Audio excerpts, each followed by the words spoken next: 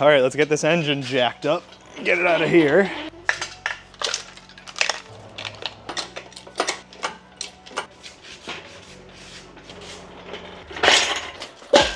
We are significantly three-wheeling right now. Let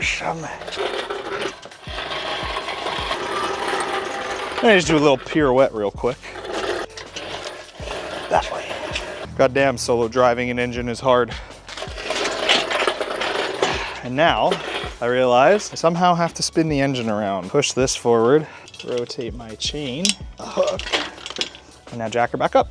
Hopefully that works. And there she goes. Nice. All right. I don't really know what's gonna be the easiest. We're just gonna kind of have to wing it as we go, I think.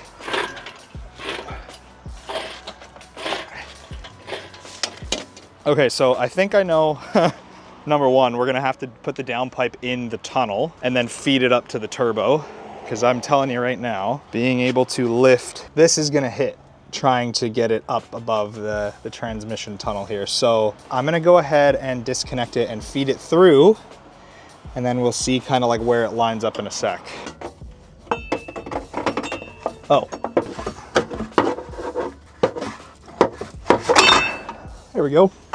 Let's see what we can't do now. I'm betting the hardest part of this is gonna be getting the CV axles in the right spot. You never know, I could be wrong. Got about 6 more inches to go into the engine bay here. So we're pretty far in. Okay, CV axle 1 is kind of in. I gotta come below you guys and move that one. Just get it sitting on the cup. Okay, that was enough to make some big movements. So now we're gonna go up. See if we maybe can't get the engine side going here. Over a little bit. But my angles are a little bit messed up, so I gotta see if I can't jack it up a little higher and then maybe use one of the jack stands I have here to maybe help us out.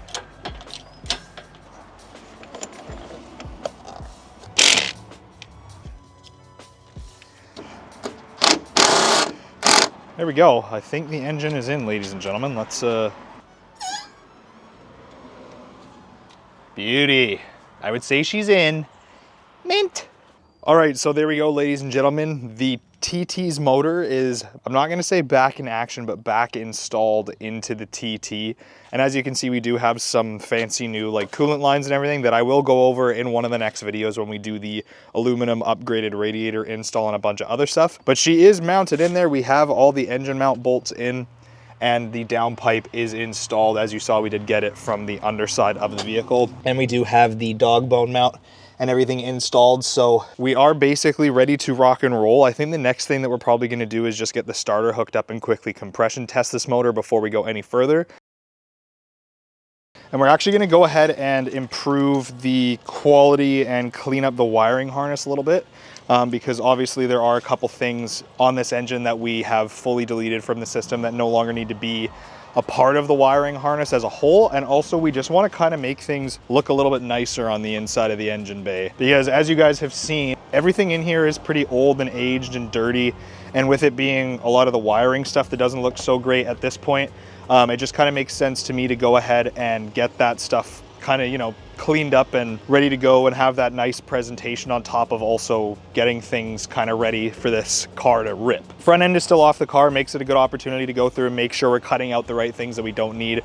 As far as the wiring harness goes, this will go for like the N249 stuff that we are deleting from the system and that are now gone with the tune that we have on the car. But we'll start with doing the wiring harness. I've got some fancy-ish braided line or braided loom that we're gonna use to do the cleaning of the up. And I'm gonna show you guys kind of how I'm gonna do it. I'm not gonna show you everything that I'm gonna do because obviously there's like a million miles worth of wiring that we're gonna have to mess around with. And that's boring. So I'll show you guys how I'm gonna do it, what I'm using.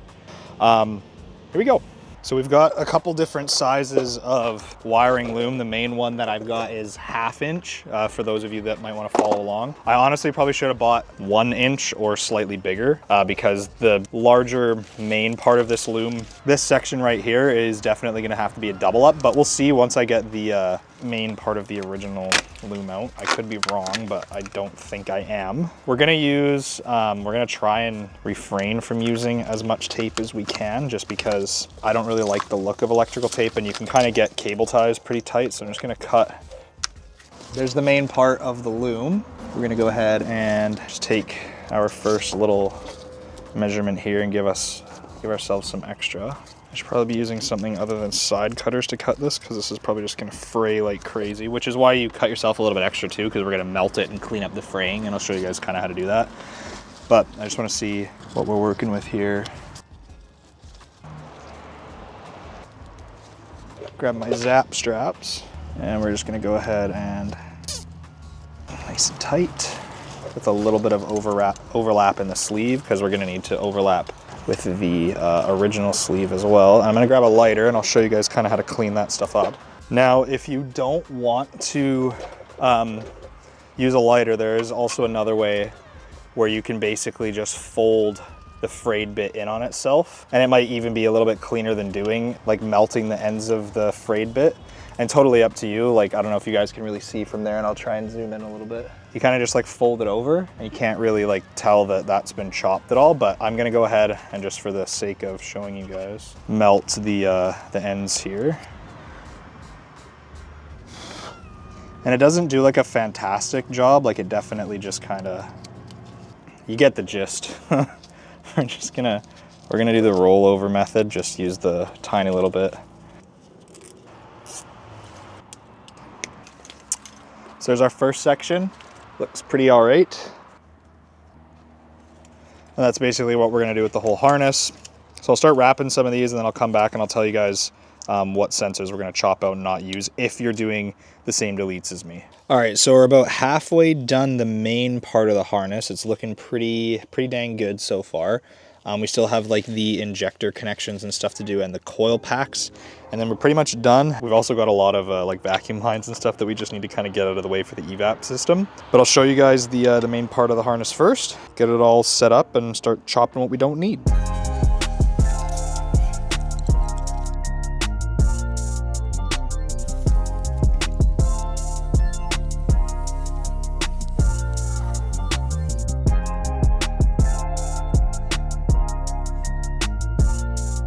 All right, so it has been a couple days since we got the 1.8 mounted back into the TT. As you can tell, I have kind of gone ahead, got most of the wiring harness and a lot of the coolant lines kind of all plumbed up.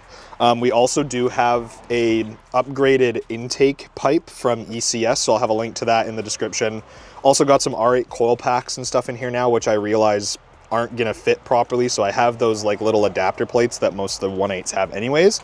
But I didn't want to bore you guys with all the tedious crap of getting it all like wired in here and everything connected. But we still also do have a couple other things to sort out here with the wiring, and obviously the charge piping still isn't fully done yet. So I'm gonna do that, and then we're gonna try and start this thing. We've also got a lot of the vacuum system is basically fully deleted off the intake manifold, because we do also have an upgraded manifold coming. We'll talk about that in another video as well, because that's gonna be a whole video on its own. But I'll put you guys in the tripod and we'll just kind of time lapse or show the major stuff that we're gonna be continuing to put in here to get everything sorted. And we also don't have a PCV or a crankcase solution at the moment, so we might just put the stock stuff kind of like back on, just so things can run and not spray oil everywhere. But anyways, without yapping on too much more, I'll put you guys down and we will get everything sorted out here.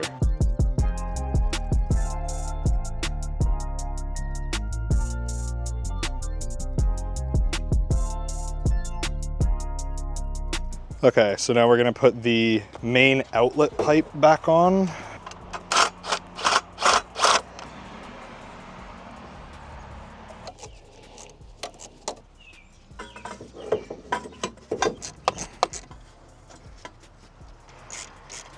I gotta find the clamp for this guy. I don't know where the hell that is, but and we've got some new upgraded charge pipes from you know, on the internet. Pretty sure this one goes right here to some degree. Slap this guy on here. I feel like this is too long though, right? Like this feels like this is way too long. I don't know. Let's find the factory one and compare it. Yeah, this is supposed to go here like this, and this fits like really well, obviously, because it was designed for the car. And then here's the upgraded one, and I think it's just way too long. Like, or maybe I'm just stupid. I could just be stupid. That looks pretty damn close. I could also just be trying to put it on backwards, but I'm pretty sure this is the way she goes, so.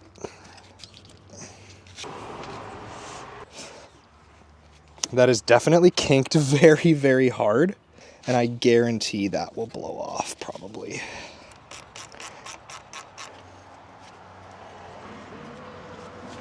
We should be okay. Actually, yeah, there we go. That's not bad. All right, AliExpress, we rocking with you. So which one is our big side versus our small side? Oh, this is gonna be a challenge. There we go. That was a pain. And we just needed the mark for the pipe right here. I hope these intercoolers don't leak because I can already tell doing this job again is probably gonna suck. But if they leak, we're going big single anyways. So be a good excuse to get that job done. Slap our intercooler in first. I think the only way to do it is up from the bottom.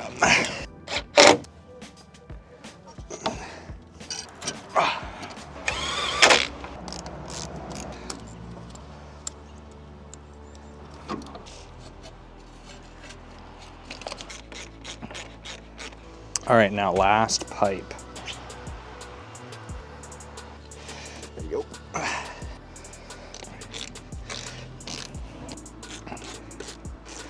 All right, we have a complete charge system now. So that's a win. She's looking more like a car. I'm just gonna get a couple of the connectors and everything all hooked up here, and then we will crank her over and see if she'll start and idle. Talking to myself there for a second. Mass airflow meter's hooked up. Basically everything we need for this thing to start is hooked up. So I'm gonna bring the Q7 over, this bad boy, hook it up, see if she starts. Whoa, I got real close with the Q7, goddamn. I wonder how loud this thing's gonna be. It's got the down pipe and everything on it, and it's not hooked up to the muffler or anything, so we'll see. So positive, ground, it's gonna touch the belts or blow up on us.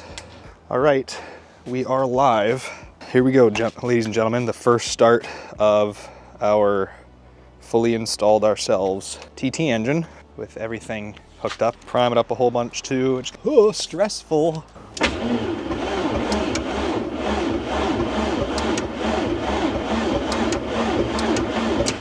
Get some oil pressure on there. So we got no fuel, and I should probably turn on my Q7. That might help our situation here, hey?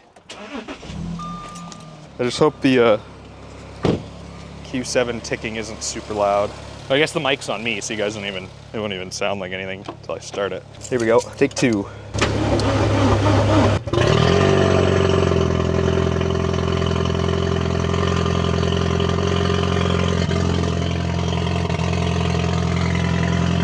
Hell yeah. Damn, she's stankin'. Shoo. Oh, the air's on. Should I give her a little?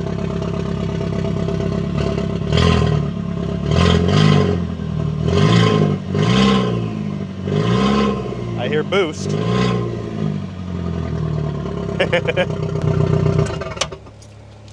Frickin' mint, ladies and gentlemen. That's what we like to see. All right, so there we go.